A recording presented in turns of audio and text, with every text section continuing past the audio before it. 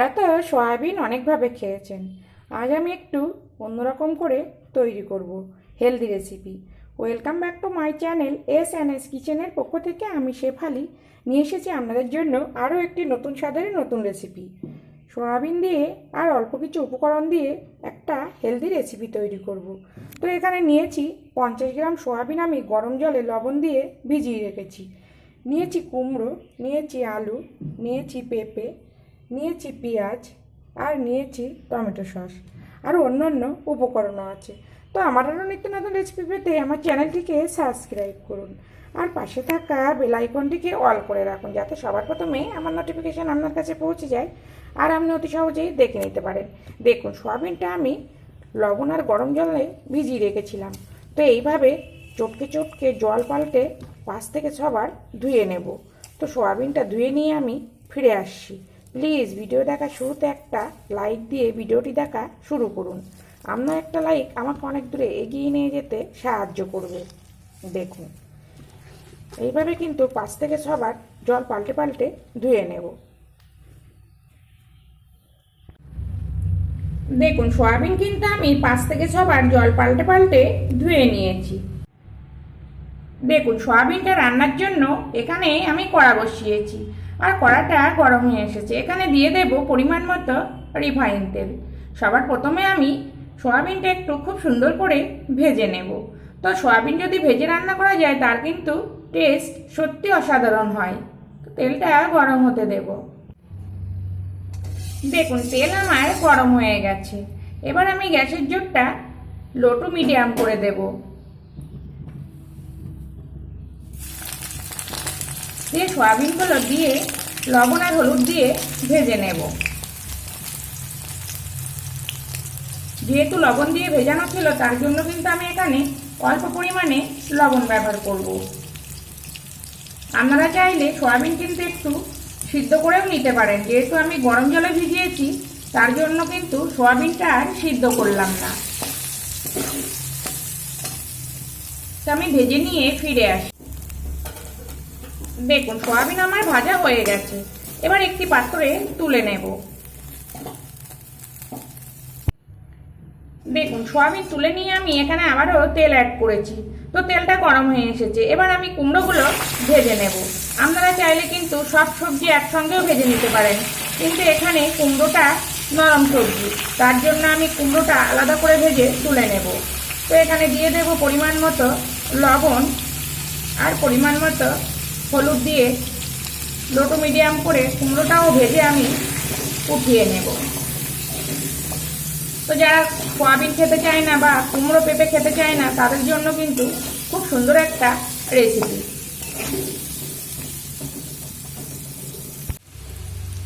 দেখুন, কুমড়োগুলো আমার ভাজা হয়ে গেছে। আর কুমড়োগুলো এমনভাবে ভেজেছি আমার কিন্তু 60% মতো কুমড়ো আমার ভাজতে ভাজতে সিদ্ধ হয়ে গেছে।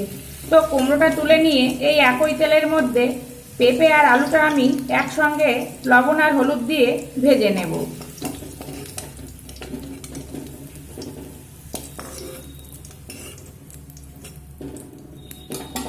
দেখুন, এখানে এবার আমি আলু আর পেঁপেগুলো দিয়ে দেব।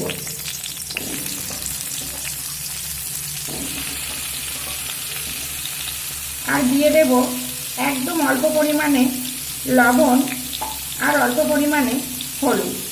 যেহেতু সব সবজি আমি লবণ দিয়ে ভাজছি, সবজিতে কিন্তু লবণ বেশি হয়ে যাওয়ার সম্ভাবনা থাকতে পারে, তার জন্য অল্প অল্প করেই কিন্তু লবণটা ব্যবহার করতে হবে। তো লো টু মিডিয়াম করে ভেজে নেব। দেখুন, পেঁপে আর আলুটা আমি ভেজে তুলে নিয়েছি আর এখানে তেল অ্যাড করেছি। তো আমি এই রেসিপিটা রিফাইন তেল দিয়ে করছি, আপনারা চাইলে কিন্তু সরষের তেল দিয়েও করে নিতে পারেন। তো এখানে আমি ফোড়নে দেব গোটা জিরে আর দেব শুকনো লঙ্কা। আপনারা চাইলে এখানে কিন্তু গোটা গরম মশলাও ফোড়ন দিতে পারেন বা একটা তেজপাতাও কিন্তু ফোড়নে দিতে পারেন। তো ফোড়নটা আমি ভেজে নিয়েছি। এবার এখানে দিয়ে দেব পেঁয়াজ কুচি, দিয়ে পেঁয়াজটা ভাজা হতে দেব। দেখুন, পেঁয়াজটা আমি ভেজে নিয়েছি, কিন্তু খুব বেশি ভাজবো না, একটু মিডিয়াম মতো করে ভেজে নিয়েছি। এবার এখানে আমি দিয়ে দেব আদা আর রসুন মিলিয়ে 1 টিস্পুন আর হাফ টিস্পুন। তো যত সময় কাঁচা গন্ধ থাকবে তত সময় আমি আদা রসুনটা ভালোভাবে কষিয়ে নেব। দেখুন মশলা থেকে তেল ছেড়ে দিয়েছে। তো এখানে এবার আমি দিয়ে দেব টমেটো সস। এখানে আমার 2 টিস্পুন মতো টমেটো সস আছে। আমি সস ব্যবহার করছি, আপনারা চাইলে এখানে কিন্তু টমেটো পেস্ট করেও কিন্তু ব্যবহার করতে পারেন। তো এখানে আমি চিনিটা ব্যবহার করব না, যেহেতু সস একটু মিষ্টি তার জন্য। তো আরও একটু ধৈর্য ধরে মশলাটা খুব সুন্দর করে কষিয়ে নেব। দেখুন মশলাটা আমার খুব সুন্দর করে কষানো হয়ে গেছে, আর খুব সুন্দর কিন্তু একটা গন্ধও ছাড়ছে। তো এখানে এবার আমি দিয়ে দেব ভেজে রাখা পেঁপে আর আলু। তবে কি আমি এটা এখানে পেঁয়াজ রসুন দিয়ে করছি, আপনারা চাইলে কিন্তু পেঁয়াজ রসুন ছাড়াও এই সয়াবিন আর সবজি দিয়ে রেসিপিটা নিরামিষও করে নিতে পারেন, আর প্রয়োজনে এখানে আরও অন্য অন্য সবজিও কিন্তু ব্যবহার করতে পারেন। তো এখানে আমি অল্প একটু জল দিয়ে আরও 2 থেকে 3 মিনিট পেঁপে আর আলুটা কষিয়ে নেব। দেখুন পেঁপে আর আলুটা দিয়ে আমি 3 থেকে 4 মিনিট মতো লো টু মিডিয়াম করে কষিয়ে নিয়েছি, যেহেতু পেঁপে আর আলুটা একটু শক্ত সবজি তার জন্য। দেখুন পেঁপে আর আলুটা কিন্তু প্রায় 80% মতো সিদ্ধ হয়ে গেছে। তো এই পর্যন্ত আমার নতুন বন্ধু পুরনো বন্ধু যারা আমাকে পাশে থেকে সাপোর্ট করছেন তাদেরকে অসংখ্য অসংখ্য ধন্যবাদ এভাবে পাশে থেকে সাপোর্ট করার জন্য। আর যারা সাধারণ দর্শক আমাকে পাশে থেকে সাপোর্ট করে এগিয়ে নিয়ে যাচ্ছেন তাদেরকেও অসংখ্য ধন্যবাদ এভাবে পাশে থেকে সামনে এগিয়ে নিয়ে যাওয়ার জন্য। এবার আমি আগে থেকে ভেজে রাখা সয়াবিন আর কুমড়োটা দিয়ে দিলাম।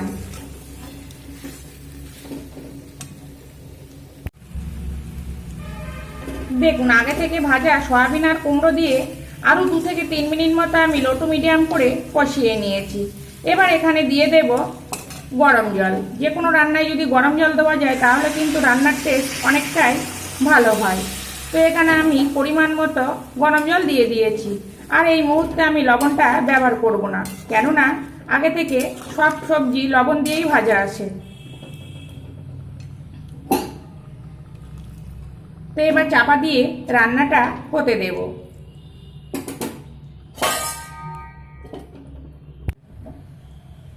দেখুন কুমড়ো আলু পেঁপে সয়াবিন দিয়ে আমার রেসিপিটা রেডি হয়ে গেছে, আর দেখতে দেখুন কত সুন্দর হয়েছে, খেতেও কিন্তু অসাধারণ হয়েছে। আর মাঝে একবার আমি লবণটা চেক করেছিলাম, অল্প একটু লবণ কম ছিল, তো এখানে আমি লবণটাও কিন্তু অ্যাড করে দিয়েছি। তো দেখতে দেখুন কত সুন্দর, খেতেও কিন্তু অসাধারণ। তো এখানে আমি এবার দিয়ে দেব হাফ টিস্পুন মতো ঘি। আপনারা চাইলে কিন্তু এখানে গরম মশলাও দিতে পারেন, তো আমি এখানে গরম মশলাটা ব্যবহার করব না। তো আপনারাও বাড়িতে এইভাবে কুমড়ো আলু পেঁপে দিয়ে সয়াবিন তৈরি করুন, আশা করছি খেতে খুবই ভালো লাগবে। আর যদি আমার এই রেসিপি ভালো লাগে প্লিজ প্লিজ আমার চ্যানেলটিকে সাবস্ক্রাইব করে পাশে থাকুন, আর খুব ভালো লাগলে প্লিজ একটা শেয়ার আর সঙ্গে একটা লাইকও করে দিন। তো আপনারা এই সয়াবিনের রেসিপি রুটি পরোটা ভাতের সঙ্গেও কিন্তু পরিবেশন করতে পারেন। তো এবার আমি চাপা দিয়ে 5 মিনিট মতো রাখবো, তারপরে পরিবেশন করব। তো আবার ফিরে আসবো নতুন কোনো রেসিপি নিয়ে। সবাই ভালো থাকবেন, সবাই সুস্থ থাকবেন।